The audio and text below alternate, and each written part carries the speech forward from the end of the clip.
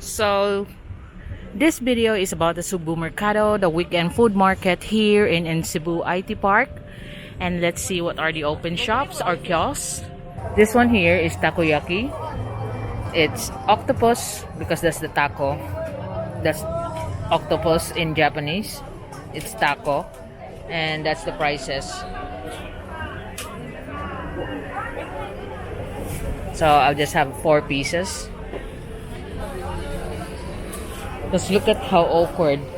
4 pieces, you have 4. If you have 100, you have only 7. So might as well buy the 4 pieces at 100. You got 8.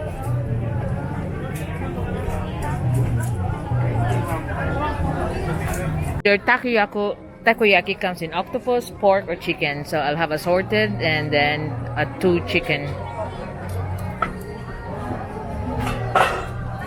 Because some people cannot stand octopus, I suppose.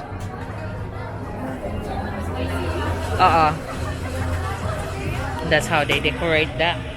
Mayo, spicy, and sauce, barbecue sauce. I'm watching my favorite cribs here. I like their food. They're cooking up mee goreng, Malaysian food, like chicken, tofu.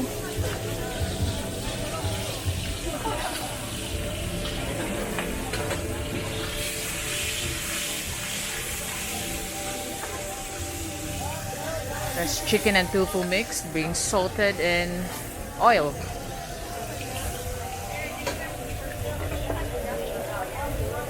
And then they're gonna mix egg.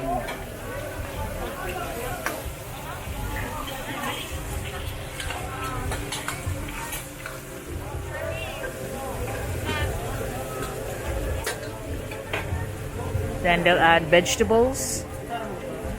The vegetables consist of carrots,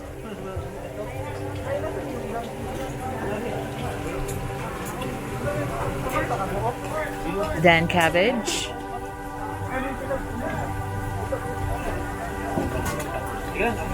and bean sprouts.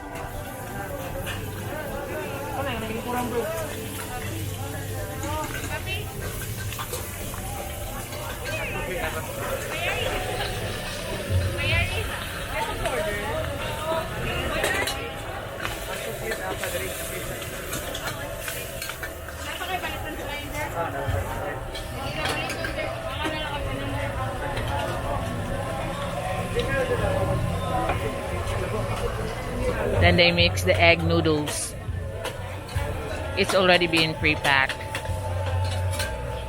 Then there's secret spices. The sambal sauce.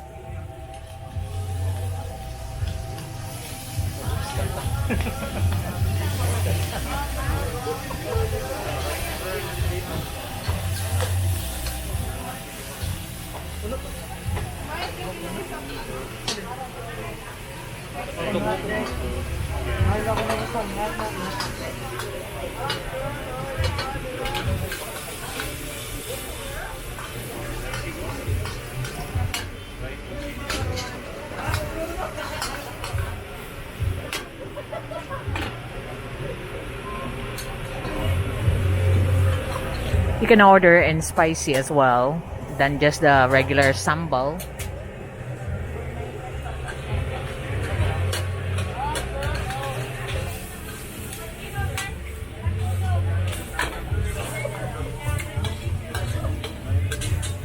It is also like the Malaysian pancit.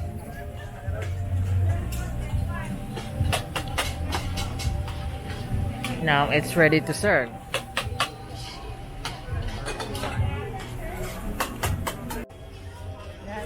This is what I bought. This is one of the most popular mango drink here in Sugbo Mercado.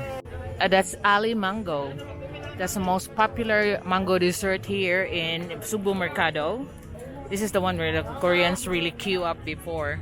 Then they got the original, which is still 99 pesos. That you can have different one now, like mango graham, mango sago, and mango pandan.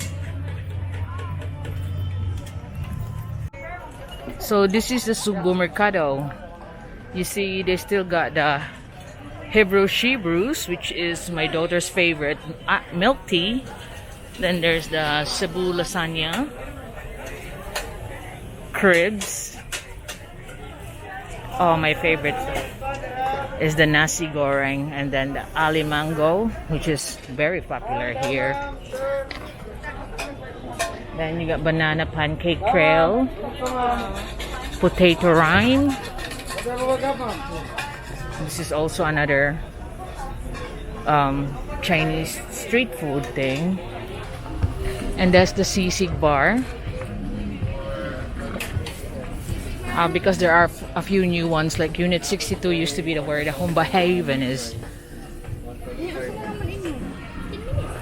Grill, Mr. Bones, King of Grill.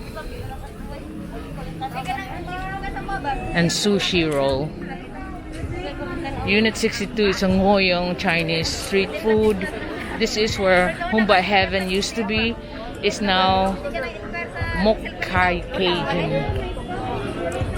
And over here,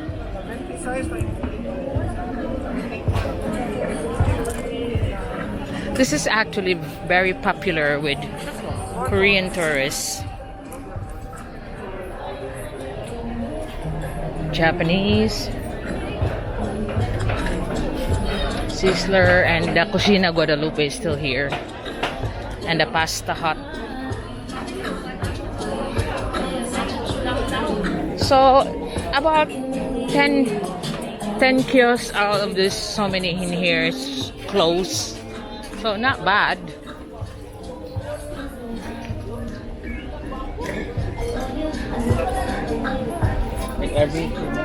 That's the pouch drink. Then I'll order my Humba Heaven chicken.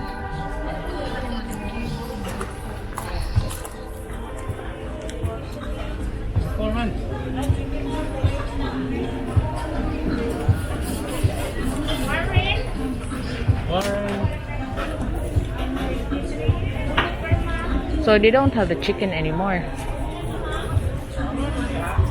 Da, wala na may chicken? Hello.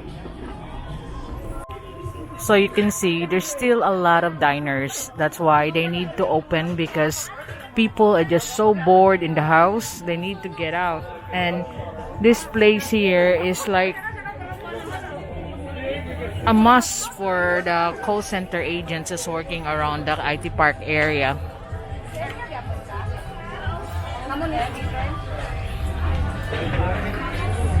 So they don't offer the, here in Humba Haven, they don't offer the chicken pesto anymore.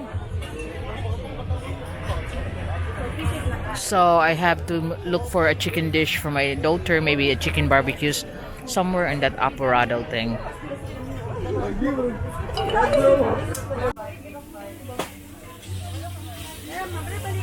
So I'm looking at here at a very nice burger bar. This is how they cook their patties. And I'm asking the girls here where did they get their burger buns. But sorry, they don't have a clue. But look, they cook it fresh burger buns to the grill. And the way I have seen their burger buns, it seems to be from S&R. So these are the cheat day kiosks. So that's the prices. The burger starts from 99 pesos to 159 pesos. Then I'm ordering a nacho and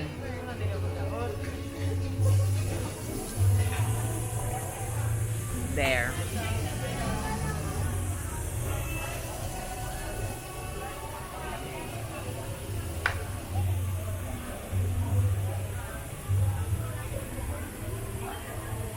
That is what I'm ordering. Mo ni siya yung nacho grande ga, no? Yes.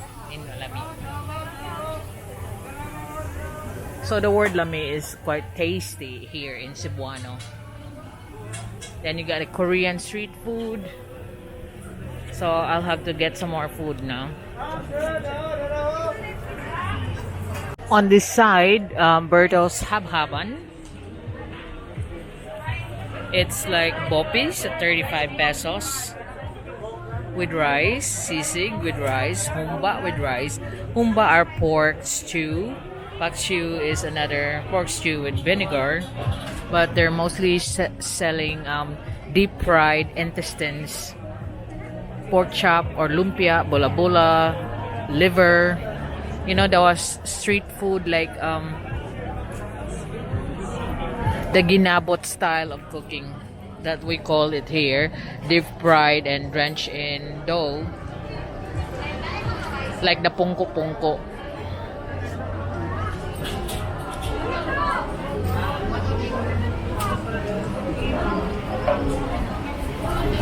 So this is your best street food restaurant here in Cebu City, Sugbo Mercado. So they have a pretty lady here who's singing and playing the instrument herself. To the new normal. Yeah. So we just need to be brave. So here's something from Cyber Ravens.